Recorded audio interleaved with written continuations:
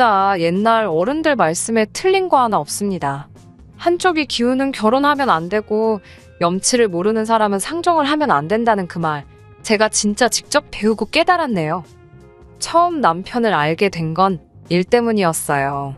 당시 저는 온라인 쇼핑몰을 운영하고 있었고 중국과 일본 쪽으로 사업을 확장하려고 백방으로 뛰어다니던 때였지요. 주변에서는 저에게 굳이 사서 고생이라며 저를 말리기도 했지만 제가 원래 일에 대해선 욕심이 많거든요.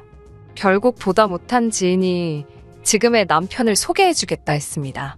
무역회사에서 오래 일했으니 어쩌면 도움이 될지도 모르겠다면서요. 사실 남편이 하는 일은 제가 생각하는 것과는 많이 달랐습니다.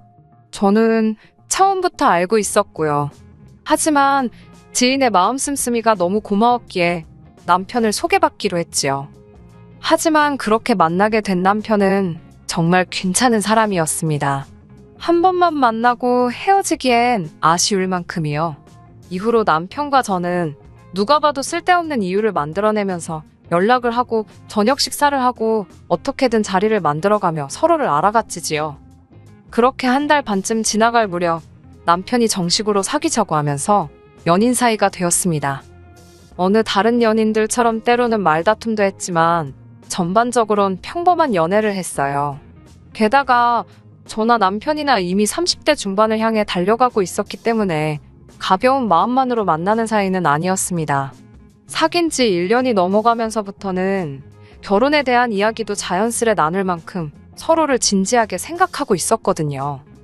하지만 그런 저희의 관계에 큰 고비가 찾아온 적이 있습니다. 그건 바로 저나 남편 때문이 아니라 아버님으로 인해 발생했지요. 사실 아버님이 잘못하신 것도 아닙니다만 아버님께서는 중저가 신발을 수출하시는 회사를 운영하고 계셨는데 그 회사가 부도가 났거든요. 사실 사귀고 얼마 되지 않아서부터 아버님의 사업 상황이 불안불안하다는 건 남편을 통해서 들어왔었기에 사업 실패 자체가 충격적으로 다가오진 않았습니다. 저를 더 충격받게 한 건 아버님께서 나름대로 사업으로 본 손해를 메꿔보시겠다며 경마를 하셨다는 거였지요. 솔직한 말로 점잖으신 줄 알았던 아버님께서 온갖 사고는 다 치고 다니시니 환장할 노릇이었네요. 그럼에도 불구하고 제가 남편과 결혼을 결심한 건 남편 자체가 좋은 사람이었기 때문입니다. 다정하고 자상한 성격에 저희 부모님께도 어찌나 살가운지. 저는 형제가 없는 외동이고 또 딸이라서 그런지 어머니랑 정말 가깝게 지내거든요. 그렇다 보니 아버지께서는 늘 당신에게도 친구 같은 아들 하나만 있으면 소원이 없겠다며 저와 어머니의 관계를 부러워하셨습니다. 그리고 그런 아버지께 남편은 처음부터 아버님 하면서 살갑고 넉살 좋게 행동했으니 저희 아버지께서 얼마나 남편을 예뻐하셨을지 상상이 되실까요? 그런 와중에 시댁이 망했다는 이야기를 들으시면 친정부모님께서 어떻게 나오실지. 솔직히 남편에게 말은 안 했지만 제가 속앓이를 정말 많이 했네요. 돈이 없어서 헤어진다는 건 생각만 해도 너무 슬프고 속상했지만 또 사람들 말이 그렇잖아요. 결혼은 현실이라고. 하지만 막상 시댁 이야기를 들으신 저희 부모님께서는 사업을 하다 보면 별의별 일이 다 있는 거라면서 오히려 남편을 다독여 주셨지요. 그렇게 저희는 친정부모님의 지지와 응원으로 헤어지지 않고 결혼까지 할 수 있었습니다.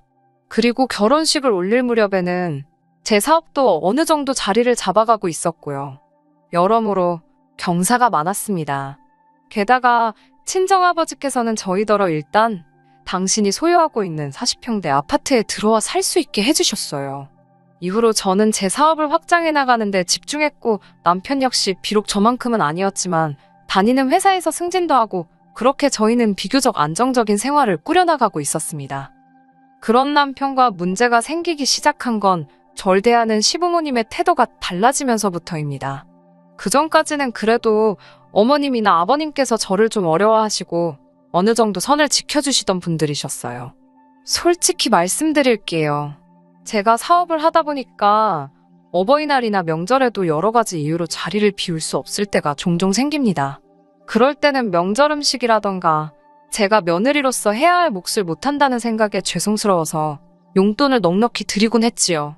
뭐 돈으로 때웠다고 뭐라 하지는 마세요. 어머님도 제 덕분에 음식도 다 사서 하고 몸도 편하고 좋다 하셨으니까요. 추가로 가족들 왔다 간 이후로 뒷정리하느라 힘드실까봐 설거지랑 청소를 도와주실 이모님도 불러드리고 그랬습니다. 정말로 제 딴에는 최선을 다했어요. 그런데 아들을 출산한 이후부터는 왜인지 저에게 고맙다는 말 대신 바라시는 게 더 많아졌지요.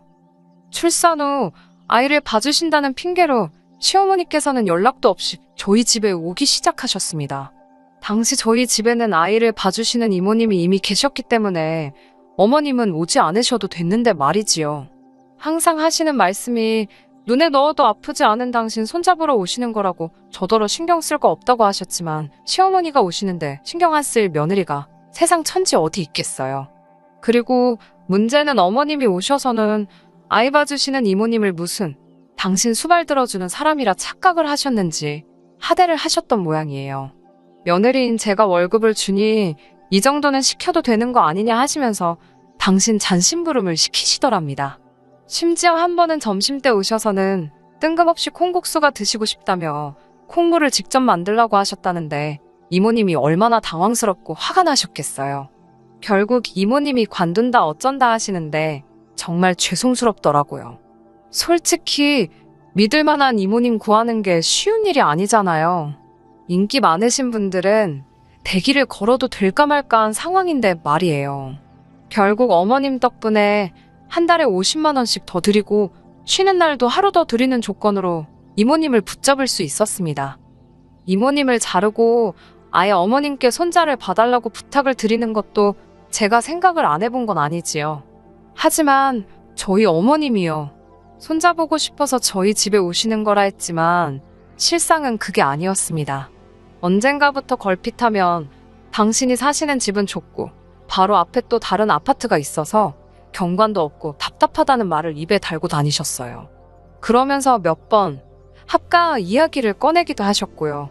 근데 그 이야기가 저한테 씨알도 안 먹히니까 나중에는 저희 집에 오실 때마다 자꾸 당신 짐을 조금씩 갖다 두시지를 않나. 졸려서 도저히 집에 못 가시겠다고 주무시고 간다고 우기시질 않나. 심지어 한 번은 어머님이 당신 친구분을 저에게 말도 없이 데리고 오셔서는 당신 아들이 산 집이라고 자랑을 하시더랍니다. 이모님은 집안일 해주는 여자라고 소개하셨고요. 이것도 그때 이모님이 관둔의 만에 소리가 나오면서 알게 된 사실이었습니다. 결국 사람 불러서 어머님이 그동안 사부작 옮겨놓으신 짐들 한 번에 다 빼서 시댁으로 보내드렸어요. 그리고 앞으로 저희 집에 오실 때는 무조건 저랑 통화하고 이후에 찾아오시는 걸로 이야기를 마무리 짓긴 했지만 아시겠지요? 제가 왜 어머님께 제 아들을 맡길 수가 없었는지요. 그래도 여기까지는 장가 잘 간 아들 둔 어머님의 귀여운 허세라고 이해해드렸습니다. 하지만 어머님의 음흉한 속내를 알고 나니까 더 이상은 한가족으로 살 수가 없겠다는 확신이 들더군요. 빚 때문에 파산 신고까지 하신 아버님이 경제활동을 하시는 건 불가능했습니다. 그리고 저희 어머님은 원래 평생 일이란 걸 해본 적이 없으신 분이셨고요. 뻔히 시부모님이 소득이 없다는 걸 알면서 모른 채 할 수가 없었습니다. 만약 제가 저 하나 먹고 살기도 빠듯했다면 모르겠지만 그런 상황도 아니었으니까요. 그래서 결혼 초부터 남편이 본인 월급에서 80만 원 정도는 시댁에 드리고 있는 걸 어렴풋이 눈치는 채고 있었습니다만 저 또한 50에서 100만 원 정도 매달 보내드리고 있었어요. 아깝다고 생각해 본 적은 없습니다. 시부모님이 평안하셔야 남편도 스트레스를 덜 받을 거고 모든 게 사랑하는 남편을 위한 길이라 여겼으니까요. 하지만 언젠가부터 어머님께선 이 모든 게 당연하다고 생각하셨던 모양입니다. 올해 초 친정아버지께서 가지고 계시던 재산의 일부를 정리하시고 훗날 저에게 증여를 해주시겠다며 경기도에 있는 작은 원룸 건물을 하나 사들이셨습니다. 맨 위층에는 방 2개짜리 가정집도 하나 있었는데 전 건물 소유자가 그곳에서 가족과 함께 살고 있었고요. 하지만 건물을 팔면서 당연히 그 가족들도 이사를 가게 되었고 아버지는 그 건물의 관리를 저희 시부모님께 맡기면 어떨까라며 이야기를 꺼내셨습니다.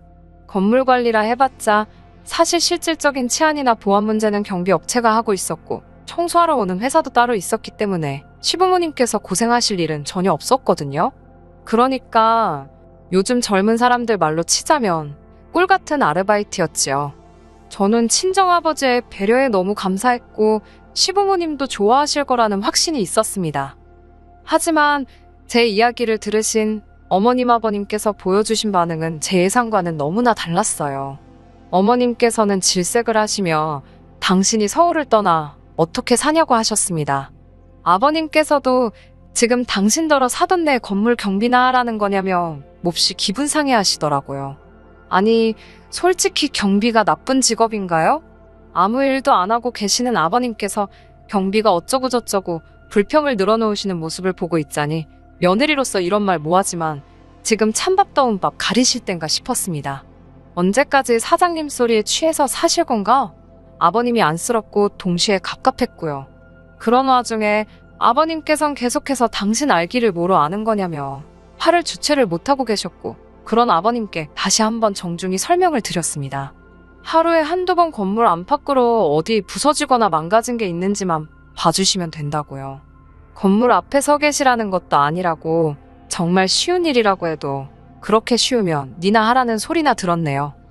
하지만 무엇보다도 도가 지나친 어머님의 욕심이 저로 하여금 이혼을 결심하게 만들었습니다. 건물 관리인도 싫다, 서울 떠나기도 싫다, 늙은 시부모한테 꽁으로 돈 주는 것 같아서 아까워서 그러냐 별의별 불평과 시비를 다 감내했습니다만 마지막에 어머님이 하신 한마디는 참을 수가 없었거든요. 어머님께선 그날도 건물 관리일로 저에게 듣기 싫은 소리를 늘어놓으시다가 급기야 어차피 너네 부모 다 죽으면 그 재산 다 우리 거 아니냐입니다.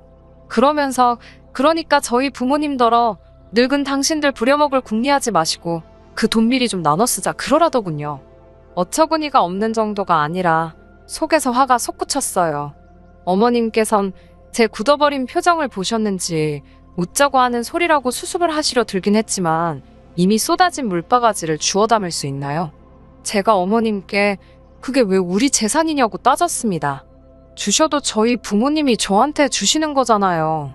그리고 아무리 농담이라도 저희 부모님이 돌아가시네 어쩌네 그런 말씀은 하지 마시라고 했습니다.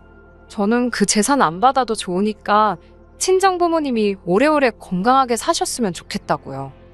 그러자 어머님께서는 저더러 그게 네 재산만 되냐고 나중에 당신 아들 재산도 되고 당신 손주 재산도 될 거라며 저더러 자꾸 이상한 소리를 한답니다. 그러면서 가족 간에 네 거 내 거 나눠 버릇하는 거 아주 안 좋은 습관이라며 저더러 고치라고 하시대요. 어처구니가 없다는 말이 이럴 때 쓰는 거 맞지요? 그날 밤 남편에게 낮에 어머님과 나눴던 대화를 전했습니다. 저는 당연히 남편이 제 편을 들어줄 거라 생각했어요.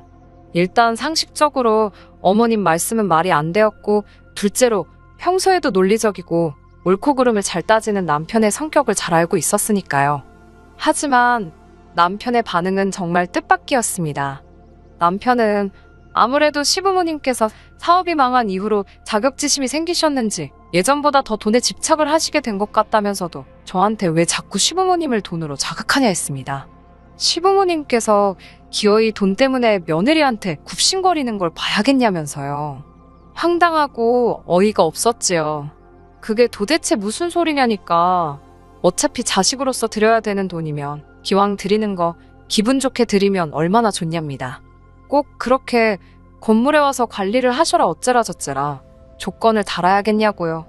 보아하니 이미 남편도 어머님께 들은 이야기가 있었고 나름대로 생각을 정리했던 모양이더군요. 처음엔 황당해서 말도 제대로 안 나왔습니다.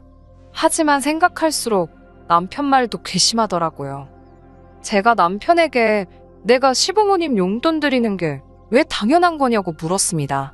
당신은 우리 부모님 용돈 드리냐니까 남편이 한다는 소리가 장인 장모님은 돈이 많지 않냐입니다. 돈 없는 부모한테는 용돈 주는 게 당연하고 돈 많은 부모한테는 받아 쓰는 게 당연한 거냐고 물으니 남편이 순간 말을 못하더군요. 그리고 엄밀히 말하자면 그 돈 없는 부모가 당신 부모지 내 부모냐고 내가 그분들 용돈 드리는 게 왜 당연한 거냐고 물었어요. 그리고 친정부모님께서 당신 챙겨주는 걸 그러면 당신은 그게 이때까지 당연하다고 생각한 거냐고도 따졌지요. 당신이 장인 장모한테 돈 맡겨놨냐고 아니면 시부모님이 며느리인 나한테 돈을 맡겨놓으셨냐고 진짜 웃긴다고 써붙였네요. 그러자 남편이 돈 가지고 이러면 진짜 유치한 거랍니다. 그러면서 돈만 많지 저더러 이제 보니 쫌생이라는 거예요. 그 소리를 들으니까 저도 진짜 속된 말로 눈이 돌아가더라고요. 이때까지 남들이 뭘 그렇게까지 하냐고 해도 사랑하는 남편이고 그의 가족이라 생각해서 내 딴에는 최선을 다했는데 호의를 베풀면 호군지 안다더니 나는 돈이라도 있는 쫌생이지 넌 돈도 없는 쫌생이지 않냐고 막말이 오가기 시작했습니다.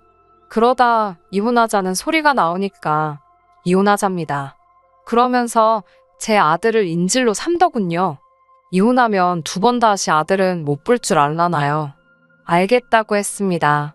없는 살림에 한 번 최선을 다해서 키워보라고 했지요.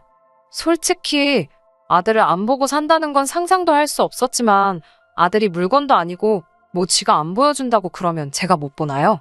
그리고 아들은 지 능력에 무슨 재주로 데려가 키우겠어요? 안 되면 법적으로 싸우면 된다. 별의별 생각이 그 짧은 순간에도 머릿속에서 얼마나 빨리 전개가 되던지 스스로 놀랐네요. 이후로는 이혼하잔 소리까지 오간 마당에 무슨 얘기를 서로 못했겠어요. 그 일이 있고 나서 남편은 시댁으로 들어갔고 시댁은 한바탕 난리가 났습니다. 어머님이 쫓아오셔서는 저더러 미안하다고 사과를 하시던데요. 이혼은 무슨 이혼이냐면서 당신이 그냥 웃자고 한 소리에 제가 그렇게 신경을 쓸 줄은 몰랐답니다. 하지만 떠난 버스가 뒤에서 울고불고 한다고 돌아오는 적이 있던가요? 이미 제 마음은 다 떴고 남편도 시부모님도 큰 짐짝처럼 여겨질 뿐이었지요. 결국 양육권은 제가 갖는 조건으로 합의 이혼하게 되었습니다. 법적으로 다투면 결국 가져올 수 있는 양육권이었지만 그렇게 남편과 지지부지하게 얽히기 싫어서 제가 남편에게 양육비 달라는 소리를 안 하는 조건으로 양육권 포기시켰습니다. 너무 쉽게 양육권을 포기하는 그 모습을 보고 실망과 동시에 이혼하길 잘했다는 안도감이 들더군요. 지금 저는 친정부모님과 함께 살고 있습니다. 저희 부모님께서 아이 양육을 도와주고 계시고 저는 계속해서 사업을 키워나가는 중입니다. 전 남편이 된 그 인간은 어떻게 지내냐고요? 지가 모아뒀던 돈, 집 부모랑 같이 갉아먹으며 살고 있겠지요. 자동차도 저희 회사차 끌고 다니다가 이혼하면서 저한테 내놨으니 에휴 차도 없겠네요. 하여튼 사람들은 왜 가진 것에 만족할 줄을 모르는지 이해가 안 됩니다. 욕심부리다가 본전도 못 찾는다는 속담이 뭐가 있었던 것 같은데 기억이 안 나네요. 아무튼 이제 각자 갈 길이나 가면 되는 거 아니겠어요? 저는 저대로 아들과 함께 즐겁게 살아보렵니다. 끝까지 들어주셔서 감사합니다. 오늘의 사연은 여기까지입니다. 구독과 좋아요, 알람 설정 부탁드리고 더 좋은 사연으로 다시 찾아뵙겠습니다. 감사합니다. 신바람 사연 아파트 오늘의 사연 시작하겠습니다. 안녕하세요. 결혼한 지 이제 겨우 1년 된 20대 후반의 여성입니다. 혼전 임신이나 그런 이유로 결혼을 빨리 한 건 아니고요. 어려서부터 결혼을 빨리 하는 게 제 목표 중 하나였어요. 저희 친정어머니도 20대 초반에 절 낳으셨는데 그래서인지 저희 모녀 사이는 친구 같기도 하고 자매 같기도 하답니다.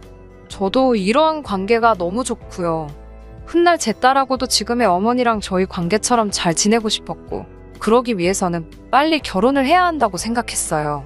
때마침 저희 남편도 저와 비슷한 사고방식을 가지고 있었기에 이른 나이에 식을 올리게 되었습니다. 남편과 만나게 된 계기는 친구의 소개였어요. 입사하고 얼마 지나지 않았을 때였는데 친구가 이제 연애도 좀 해봐야 하지 않겠냐며 지금의 남편을 소개시켜 주었지요. 남편은 제 친구의 사수였는데 나중에 한다는 말이 너무 깐깐하고 FM인 남편 밑에서 일 배우기가 부담스러웠다더군요. 친해지고는 싶은데 영 곁을 안 주길래 여자 소개시켜드린다며 제 사진을 들이밀었답니다. 그 이야기를 듣고 정말 한참을 웃었네요. 친구가 자기도 제 사진이 먹힐 줄 몰랐다면서 웃더라고요. 소개팅을 주선하는 친구 말로는 말수가 별로 없다고 했는데 막상 만나본 남편은 말도 많고 재미도 있고 정말 괜찮은 남자였습니다. 그리고 제가 마음에 들었는지 정말 적극적으로 저에게 다가왔어요. 저는 그렇게 내숭을 떠는 성격이 못 됩니다. 좋고 싫고가 티가 나는 사람이지요. 그래서인지 저희의 관계는 거침없이 진전이 되었고 알게 된 지 2년 만에 결혼 이야기까지 나오게 되었습니다. 양쪽 부모님들도 잘 어울리는 한 쌍이라며 저희의 결혼을 허락해 주셨기에 올해 초 부부의 영까지 맺게 되었습니다. 서울에서 나고 자란 저와 달리 남편은 서울에서 멀리 떨어진 지방에서 올라와 여동생과 둘이 살고 있었습니다. 남편은 서울에서 직장 생활을 했고 신우는 대학생이었거든요. 그래서 신혼집을 구할 때 이런저런 이야기가 있었습니다. 처음에는 시부모님께서 이렇게 된 거 신우가 졸업할 때까지만 셋이 같이 살면 어떻겠냐고 물어보셨습니다. 전 솔직히 싫다고 말씀드렸지요. 인생에 한 번뿐인 신혼인데 그걸 신우랑 같이 산다는 건 상상해본 적도 없고 말도 안 된다고 생각했으니까요. 남편도 제 입장을 이해한다며 제 의견을 존중하겠다 했어요. 그렇게 저와 남편은 신혼집으로 작은 아파트를 찾아보게 되었고 2달 만에 계약을 할 수 있었네요. 이제 와서 말이지만 사실 집을 계약하는 과정에서도 약간의 잡음이 있었어요. 시부모님께서는 저희가 집을 구하는데 도움을 주실 수 있는 상황이 못 되었습니다. 저희 친정부모님은 대출을 받아 보태주시려 하셨지만 그건 또 제가 내키지 않았고요. 그나마 제가 모아둔 돈이 얼마 있었고 남편도 저에게 프로포즈를 할 당시 모아둔 돈이 몇천 있다고 했습니다. 그런데 막상 아파트 잔금을 치러야 하는 날이 가까워질수록 남편이 왠지 초조해 보이더군요. 알고 보니 신우와 남편이 같이 살던 집에 남편 돈이 보증금으로 묶여 있었는데 저희가 아파트를 구하려면 그 돈을 빼와야 했더군요. 어머님께서는 한 번 더 그 돈까지 빼갈 거면 신우를 데리고 살라고 하셨지만 저도 지지 않고 싫다 했습니다. 결국 어머님께서 그럼 신우는 고시원으로 가고 저희는 그 돈을 보태서 집을 구하라 하셨습니다만 표정이 좋지는 않으셨어요. 솔직히 저라고 뭐 좋았을까요? 저도 기분이 영 별로였습니다. 제가 신우를 내쫓은 것도 아닌데 괜히 제가 큰 잘못을 한 것 같고 어머님께선 저로 하여금 약간의 죄책감까지 느끼게 만드셨거든요. 어머님께서 툭툭 내던지듯 하시는 말씀이 마치 너 때문에 셋이 못 살아서 신우가 고시원까지 쫓겨가게 된 거라는 식으로 들렸으니까요. 아무튼 그렇게 신혼생활을 시작하고 한 달쯤 지났을까 회사에 있는데 어머님께서 전화를 걸어오셨어요. 곧 회의 시작이라서 이따 전화드리겠다고 문자를 보냈는데도 전화가 계속 걸려오더라고요. 결국 양해를 구하고 복도에 나와 전화를 받으니 어머님께서 너는 얼마나 대단한 일을 하느라고 시애미한테 문자로 띡 전화할게요. 그런 싸가지를 당신은 처음 봤다며 다짜고짜 화를 내셨습니다. 하지만 솔직히 어머님이 화를 내시는 것보다 빨리 사무실로 돌아가 봐야 한다는 걱정이 더 컸기 때문에 정말 죄송하지만 이따가 다시 전화드린다고 하고는 전화를 끊어야만 했습니다. 그리고 여기서부터 난리가 났지요. 회의가 끝나고 전화를 확인해보니 부재중 전화가 14통이나 와 있었습니다. 등줄기에서 식은땀이 흐르면서 동시에 저도 나름대로 짜증이 났어요. 며느리가 직장 다니는 거 뻔히 아시면서 급한 일이 있으신 거면 남편도 있는데 라는 생각이 들었으니까요. 어머님께 다시 전화를 거니 어머님께서는 저더러 어디서 배워먹은 버르장머리길래 시어머니 전화를 마음대로 끊냐고 대뜸 호통을 치셨습니다. 저는 죄송하다고 다시 한번 사과를 드린 뒤 조근조근 상황을 설명해드렸어요. 그러면서 도대체 무슨 일로 이렇게 저를 찾으신 거냐고 하니까 신우가 울고불고 난리가 났답니다. 신우 이야기를 나한테 왜 하시지 싶더라고요. 저는 신우랑 따로 연락을 하는 사이도 아니었으니까요. 그래서 왜 그러냐 하니까 고시원에 사는 게 너무 외롭고 서럽고 우울하다 그러더래요. 여성 전용이고 학교에서 멀지도 않은 곳에 있는데 그게 그렇게 외롭고 서러울 일인가 싶었지만 동시에 저는 결혼 전까지 친정부모님과 같이 살았기에 신우의 마음을 전부 다 이해할 수는 없었지요. 그러면서 어머님께서는 싫다 좋다 따지지 말고 그냥 신우 졸업할 때까지만 같이 살라셨습니다. 신우가 이미 3학년이니 길어봤자 2년이라며 평생 한 가족으로 살면서 꼴랑 2년 때문에 얼굴 붉히면 쓰겠냐고요. 어머님께 남편과 상의해보겠다고 말씀을 드렸더니 저희 남편은 저하기에 달린 거라면서 괜히 남편 핑계대고 빠져나가려고 잔머리 쓰지 말라시대요. 속으로 화도 나고 왠지 억울했지만 일단은 알겠다고 말씀드렸습니다. 그날 저녁 남편과 신우의 거처에 대해서 오랜 시간 동안 대화를 나눴습니다. 남편은 정말 미안하다 하면서도 딱 2년만 참아달라고 하더군요. 저를 볼 면목이 없다면서도 요새 세상이 너무 흉흉하다 보니 부모님도 걱정이 많으신 것 같고 여동생이 원래 겁이 많아 그렇답니다. 그러면서 절대로 제가 따로 신경 쓰지 않아도 되게끔 자기가 단도리를 잘할 테니까 자기를 믿고 한 번만 같이 살아보자더군요. 만약에 조금이라도 제 심기에 거슬리는 행동을 하거든 그 길로 내쫓아도 좋다면서 말이에요. 결국 신혼생활을 시작하고 3개월도 되지 않아서 신우와 함께 살게 되었습니다. 이유가 어찌됐건 제가 내린 결정이었으니 누구의 탓도 하고 싶지 않았고 하지 않았습니다. 하지만 문제는 신우였어요. 신우의 행동은 제 심기에 거슬리는 정도가 아니라 아주 저한테 덤비는 수준이었지요. 저와 남편이 비록 맞벌이를 하고 있긴 했지만 웬만하면 집안일은 제가 하려고 했습니다. 일단 직업 특성상 저는 야근이 없거든요. 9시에 출근해서 5시에 퇴근합니다. 반면에 남편은 야근이 있는 날도 많았고 일이 정말 많으면 주말에도 종종 사무실에 나가는 일이 있었기 때문에 웬만하면 집안일에 있어서는 스트레스를 주고 싶지 않았어요. 이것도 누가 시켜서 한 일이 아니라 제 결정이었으니 누구의 탓도 하지 않았습니다. 문제는 신우가 사용하는 방이었어요. 저희가 사는 아파트는 지어진 지 얼마 되지 않아서 거실과 안방 천장에 각각 시스템 에어컨 총 2대가 설치되어 있습니다. 신우는 작은 방을 쓰고 있었는데 그 방에는 에어컨이 없고요. 즉 신우 방은 100이면 100 덥거든요. 그런데 이상하리만치 방에 들어가면 꼭 방문을 걸어 잠그고 나오질 않더라고요.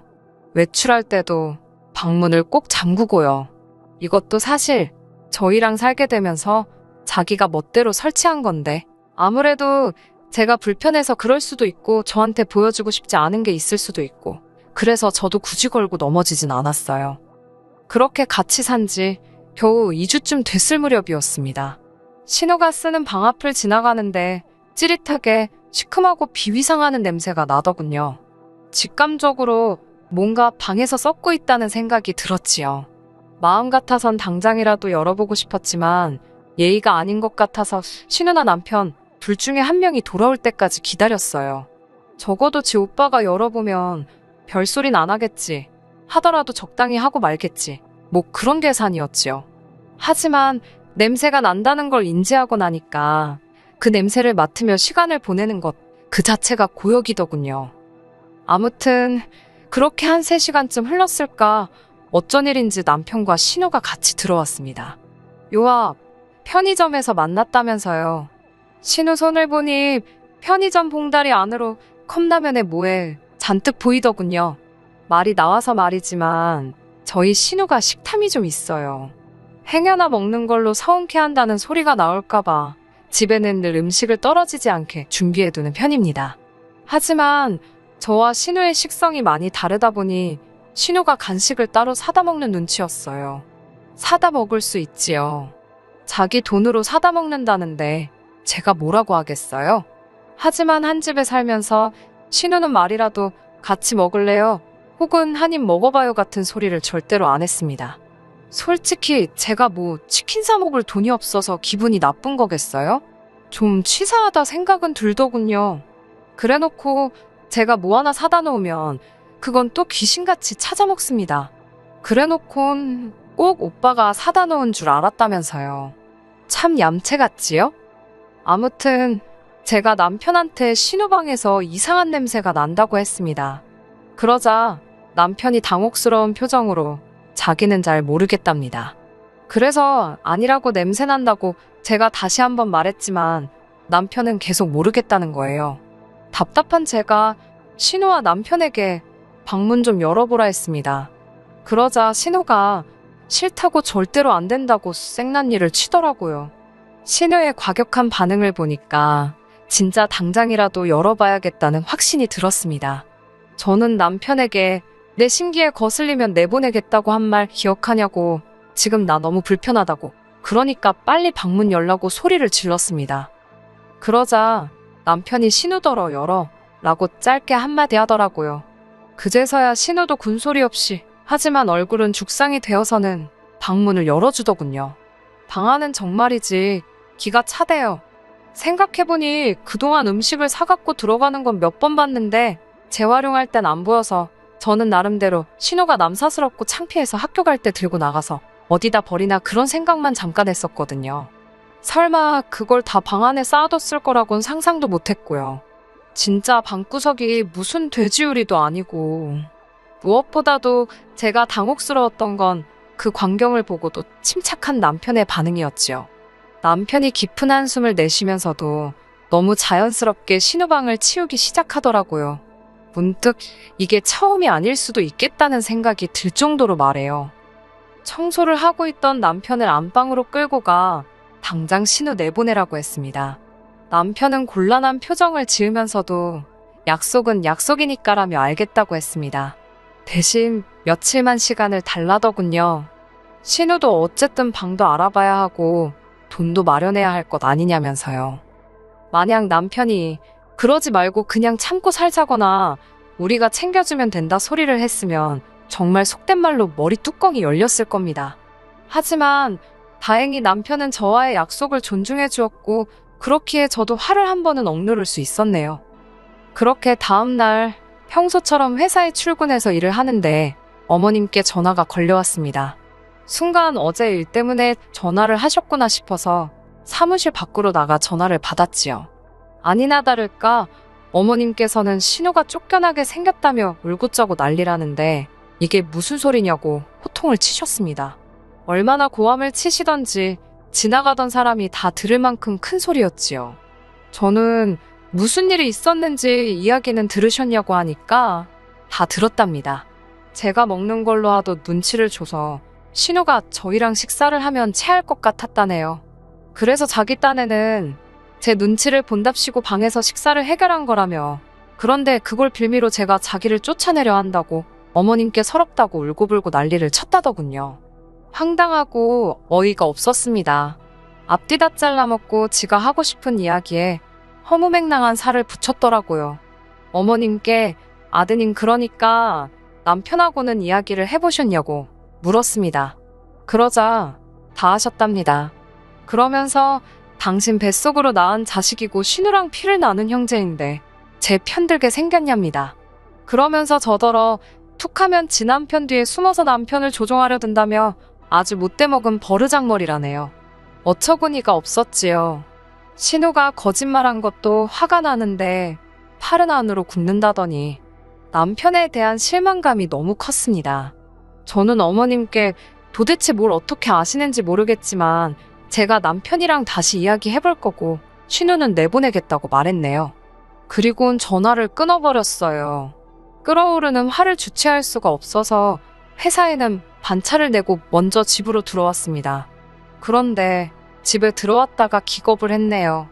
아무 생각 없이 현관문을 열었더니 집안에서 그 대낮에 술판이 벌어지고 있더라고요. 집들이 할 때 쓰려고 사놓은 큰 상까지 꺼내어 술상을 차렸더라니까요. 게다가 도대체 몇 시부터 마신 건지 벌써 5명 중 둘은 잔뜩 취해 있고 집안에서는 술 냄새가 진동을 했습니다. 무엇보다도 냉장고에 있던 저희 친정어머니가 저 먹으라고 챙겨주신 반찬까지 다 밖에 나와 있는데 그런데 신우가 저를 보더니 한다는 말이 왜 벌써 왔냐며 눈치 없게 거기 서 있지 말고 안방으로 비키라대요. 황당함을 넘어 화가 나더군요. 저는 큰 비닐봉지를 하나 꺼내와서 상의에 나와 있는 술이며 그릇이며 전부 다 쓸어담기 시작했습니다. 그러자 신우가 저더러 미쳤냐며 지금 뭐하는 짓이냐길래 너야말로 지금 장난하냐고 이게 네 집이냐고 소리를 질렀습니다. 그러자 신우 친구들이 눈치를 살살 보면서 먼저 간다고 집을 나가더라고요. 신우는 저 때문에 완전 개망신을 당했다며 씩씩거리더니 또 어디다 전화를 걸더라고요. 보나마나 어머님이었지요. 곧이어 신우가 저더러 받아보라며 전화기를 들이밀었습니다. 어머님께서는 너는 눈칫밥 먹이는 걸로 부족해서 애가 친구들하고 어울리는 것도 그렇게 회방을 놔야겠냐면서 그게 네 집이냐입니다. 당신 아들 집이기도 하고 그렇게 치면 신우 집이기도 하다네요. 말 같지도 않은 무식한 어머님의 논리에 더는 대화가 불가능하겠더군요. 제 연락을 받고 허겁지겁 들어온 남편은 엉망이 된 집안을 보더니 깊은 한숨을 내쉬더군요. 그러더니 방에 짱 박혀있던 신우를 불러냈습니다. 그리고는 냅다 제 앞에서 뺨을 때려버리더군요. 한 대 얻어맞은 신우도 눈이 동그래져서는 벌개진 볼만 부여잡고 있었어요. 그러더니 남편이 한다는 소리가 이 정도면 알아듣지 않았겠냐며 한 번만 품어달랍니다.